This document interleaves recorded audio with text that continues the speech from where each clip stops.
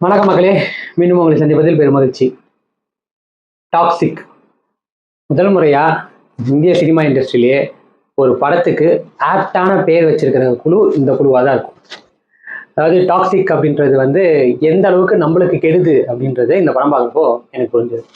அது மென்டல் ஹெல்த்தை கெடுக்கும், உங்கள் ஃபிசிக்கல் ஹெல்த்தை கெடுக்கும், உங்கள் எமோஷனலாக உடைக்கும், நீங்கள் பண்ண தவறுகள் எல்லாம் உங்கள் முன்னாடி காட்டும். அதுலேயும் மிகப்பெரிய தவறாக அவங்கள சுட்டி காட்டுறது அந்த படத்துக்கு நீங்கள் போய் உட்காந்து அந்த நொடி தான். ஸோ டாக்ஸிக் என்ன எந்த அளவுக்கு வச்சு செஞ்சுது, ஏன் வச்சு செஞ்சது, எந்த மாதிரி வச்சு செஞ்சதுன்னு தான் இந்த ரிவ்யூவில் பார்க்க போகிறோம். ஸோ இது பேசிக்கலி ரிவ்யூ இல்லை, ரோஸ்ட். ஸோ யாஷ் அவர்கள் கேஜிஎஃப் மாதிரி ஒரு பிரம்மாண்டமான படத்தை எடுத்து கொடுத்து முடிச்சுட்டு அதுக்கப்புறம் படம் எப்போ வரும் அப்படின்ற ஒரு எதிர்பார்ப்பை எல்லாருக்குமே கொடுத்துருந்தார்.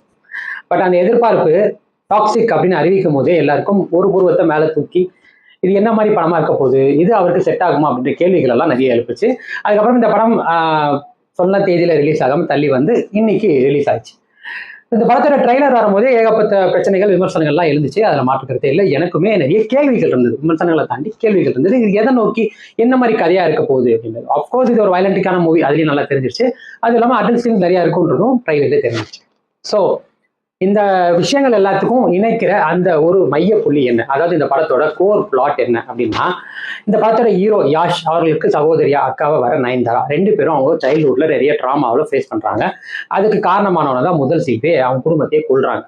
ஸோ அதுக்கப்புறம் சுதந்திரம் அடைந்த அந்த தருணத்துல கோவா மட்டும் இந்தியா அரசு அதுக்குள்ள வராம தனித்துவமாச்சு கேங்ஸ்டர்கள் மத்தியில் இருக்கும். அதுல இருந்து ஆண்டக்கூடிய ஆளை தான் நம்ம ஆள் வருவாரு. ஸோ அதுக்கப்புறம் அங்க உள்ள இவனை கொன்னவனோட அண்ணனோட கூட்டு சேர்ந்துக்கிட்டு பல விதமான பிரச்சனைகளை செஞ்சுக்கிட்டு வருவார், பிரச்சனையை தீர்த்துட்டு வரவர்கள் செஞ்சுக்கிட்டு வருவார். ஸோ இப்படி கதை போகும்போது இவங்க வாழ்க்கைக்குள்ள நம்ம கேராஜ்மணி வராங்க. கேராஜ்மணி ஒரு சர்க்கஸ் வச்சிருக்கிற ஒரு ஆள், அங்கே உள்ள ஒரு ஸ்டார் பர்ஃபார்மராக வராங்க. இவங்க வாழ்க்கைக்குள்ள வந்ததுக்கப்புறம் என்னெல்லாம் நடக்குது, அவங்களுக்கும் யாஷுக்கும் ஒரு குழந்தை பிறக்குது. அந்த குழந்தை வளர வளர இவங்க பிரச்சனைகள் என்னாச்சு, அதுக்கப்புறம் இரண்டாம் பாதியில நயன்தாராக்கும் மற்றவர்களுக்கும் என்ன நடந்தது, யாஷ் கடைசியில என்ன ஆனாரு இல்லையா அப்படின்றது தான். இதுவே உங்களுக்கு ஒரு இடியாப்ப சிக்கல் மாதிரி இருக்கும். இது என்னடா கதை, இது எதுக்குள்ளடா போகும், எப்படா வரும், இதுக்கும் அடல்ட் கண்டென்ட் வயலண்ட்டுக்குலாம் என்னடா சம்பந்தம், நீங்க நிறைய கேள்வி உங்களுக்குள்ளே எனக்கும் எழுந்துச்சு.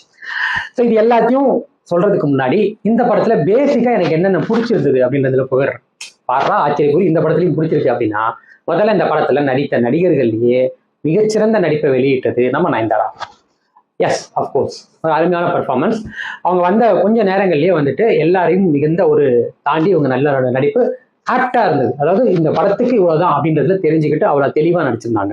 ஸோ அவங்க பர்ஃபார்மன்ஸ் ரொம்ப பிடிச்சிருந்தது. ரெண்டாவது, இந்த படத்தோட ப்ரொடக்ஷன் வேல்யூ ஏகோபத்த காசுங்க, லாரியா கொட்டிருப்பாரு போல கேவியன். அவ்வளோ காசு படத்தை பார்க்குறப்ப விஷுவலி தெரியுது. அவ்வளோ, அதாவது இவங்க கொடுத்த காசெல்லாம் சிதறிக்கப்பட்டிருக்கு படத்துல, அது ஆப்டாவே தெரிஞ்சுது. பட் அதை பார்க்குறப்ப விஷுவலி நல்லா இருந்தது. ஸோ டெலிங் விஷுவலி சினிமாட்டோகிராஃபியும் நல்லா இருந்தது.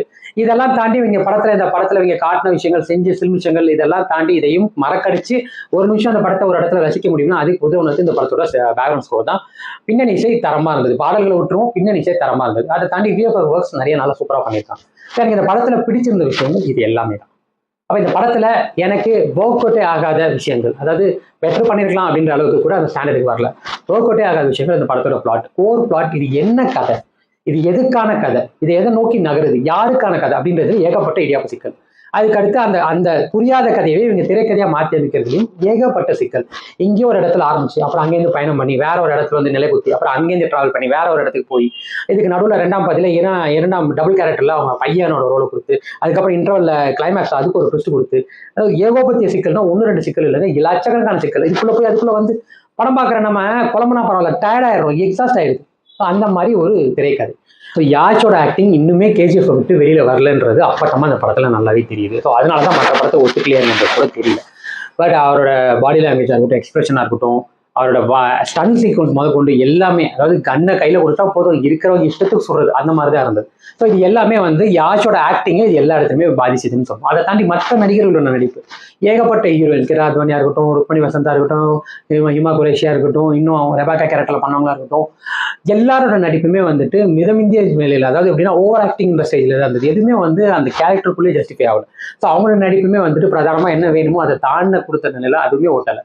அதை தாண்டி மற்ற கதாபாத்திரமே பேருக்கு இருந்த மாதிரி அதுலேயே அவங்களோட கெட்டப் எல்லாம் விக்கு மண்டன்றது தெரியற அளவுக்கு தான் அவங்களோட காஸ்டியூம் அதோட ஹேர் ஸ்டைல் எல்லாமே இருந்தது. ஸோ இது எதுவுமே ஒட்டலை. பெர்ஃபார்மன்ஸ் ஓரியன்டாக இருக்கட்டும், அவங்களோட ட்ரெஸ்ஸிங் ஸ்டைலாக இருக்கட்டும், எதுவுமே ஒட்டாதனால நம்மளால படத்துலையுமே ஒட்ட முடியல. மூணாவது, இந்த படத்துல இவங்க கொடுத்துருக்கிற இந்த எமோஷனல் இம்பாக்ட்ன்றது ஒரு இடத்துல கூட ஒர்க் அவுட் ஆகல. அது குழந்தைய சார்ந்த எமோஷனல் இம்பாக்டா இருக்கட்டும், இல்லை அக்காவை சார்ந்த எமோஷனல் இம்பாக்டா இருக்கட்டும், எந்த இடத்துலையுமே நம்மளுக்கு இம்பாக்டே ஆகல. அதாவது இந்த படத்துல ஒருத்தம் சாகும்போது கூட நம்மளுக்கு ஒரு துளி வருத்தம் கூட இல்லை, அப்பா முடிஞ்சு செத்தான் அப்படின்ற மாதிரி தான். ஸோ எந்த இடத்துலையுமே நம்மளுக்கு கனெக்ட் பண்ணிக்கவே முடியல. ஸோ அதுதான் ஒரு படத்துக்கு ரொம்ப முக்கியம் நினைக்கிறேன். அது நீங்க எந்த மாதிரி படம் எடுத்தாலும் ஏதோ ஒரு விதத்துல மக்கள் கனெக்ட் பண்ணிக்கிறக்கூடிய அளவு அது எதுவுமே இல்லை. ஓவரால் இந்த படத்துல எதுக்கு இவ்வளவு அடல்ட் சீன், அதாவது விட்டு படங்களுக்கு நேரா எதுக்கு இவ்வளவு காட்சிகள், அதாவது தேவையே இல்லை.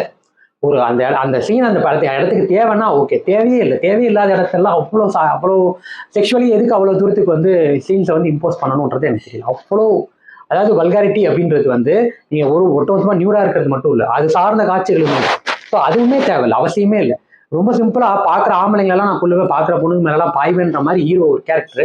இது எதை இன்ஸ்பயர் பண்ண போகுது, இதை பார்த்துட்டு எவன் என்ன பண்ண போறான் அப்படின்ற மென்டாலிட்டிக்குள்ள தான் போச்சு. ஸோ அதுவுமே அவசியமற்றது.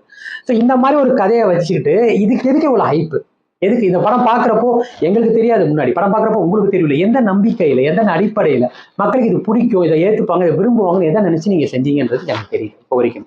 எனக்கு இது எதுவுமே ஒர்க் அவுட் ஆகல. வயலன்ஸ் சீன்ஸ் வரும்போது ஸ்டன் சீன்ஸ்ன்றது ஒரு பிளஸ்ஸா இருக்கும். கேஜிஎஃப்ல ரொம்ப அதிகமா பேசப்பட்டது ஸ்டன் சீன்ஸ் தான். பட் இந்த படத்துல ஒரு கட்டத்துக்கு மேல தலைவலி வர ஆரம்பிச்சு. ஏன்னா அவ்வளோ வயலன்ஸ், அவ்வளோ கொலை, அவ்வளோ வெட்டு, அவ்வளோ துப்பாக்கி, எதுக்கு அந்த சத்தமே தலைவலி கொண்டு ஒரு கடத்துல கொடுக்க ஆரம்பிச்சிச்சு. எப்போ பார்த்தாலும் கொலை அப்படின்னும் போது ஒரு ஃபைட்டுன்றதுக்கான ஒரு தேவை இருக்கணும். தேவையே இல்லாத இடத்தெல்லாம் ஃபைட்டு எதுக்கு அப்படின்ற ஒரு கேள்வி வரல. அது ஒரு கட்டத்துக்கு மேலே நம்மளை எக்ஸாஸ்ட் பண்ணுது. படமே ஒரு கட்டத்தில் எக்ஸாஸ்ட் பண்ணுதுன்னா நம்மள இந்த ஃபைட்ஸ் எல்லாமே அந்த லெவலுக்கு புஷ் பண்ணுது. அது தேவையே இல்லை. ஸோ எதெல்லாம் யாச்சிக்கு ரொம்ப ஒரு ப்ளஸ்ஸாக இருந்துச்சோ, கேஜிஎஃப் மூலயமா எதை அவர் கட்டமைச்சாரோ, அவரோட ரீஜனலை தாண்டி கர்நாடகாவை தாண்டி ஒட்டுமொத்த இந்தியாவுக்கும் ஒரு நோன் ஃபேஸாக ஒரு பாப்புலர் ஹீரோவா எது அவர் உந்துதல் பண்ணிச்சோ, எது அவர் புஷ் பண்ணிச்சோ, அதுவே ஒரு பெரிய டிராபேக்காக பேக் ஃபயராக இருக்கு. சன் சீன்ஸ்லையுமே அவரோட அந்த ஆறான்றதே சுத்தமாக இல்லாமல், துப்பாக்கி எடுத்து சுடுறவெல்லாம் ஹீரோன்ற ஸ்டேஜுக்கு இருக்கக்கூடாது, அதுக்கு தேவை இருக்கணும்.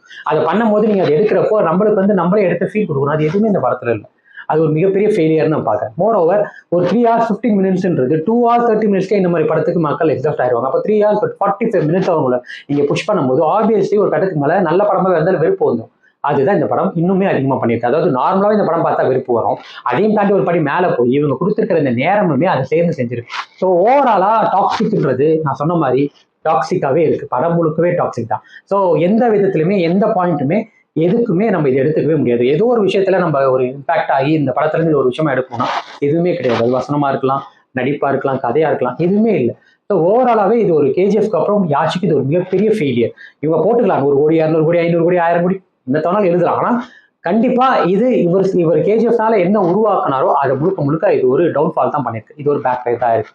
ஸோ எனக்கு டாக்ஸிக் அந்த மாதிரி ஒரு மனநிலையை தான் கொடுத்துச்சு. ஸோ ஓவராலா டாக்ஸிக் மார்க் கொடுக்குற அளவுக்கு கூட இது ஒரு படமா நான் கன்சிடர் பண்ணல. ஸோ இதை தவிர்த்துருக்கிறது ஃபார் பெட்டர். இது நீங்க தியேட்டர்ல போய் தனியா பார்க்குறேன், ஃபேமிலி கூட்டு போக முடியாது பேசிக்கா.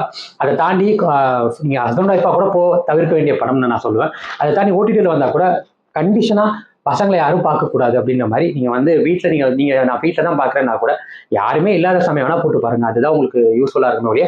மற்றபடி இதுல ஒரு கர்மமும் ஒரு டேஷுமே இல்லை. அதான். ஸோ இதை தவிர்க்கிறது உங்க மென்டல் ஹெல்த்துக்கும் பிசிக்கல் ஹெல்த்துக்கும் எல்லாத்துக்குமே பெட்டர். அதான்.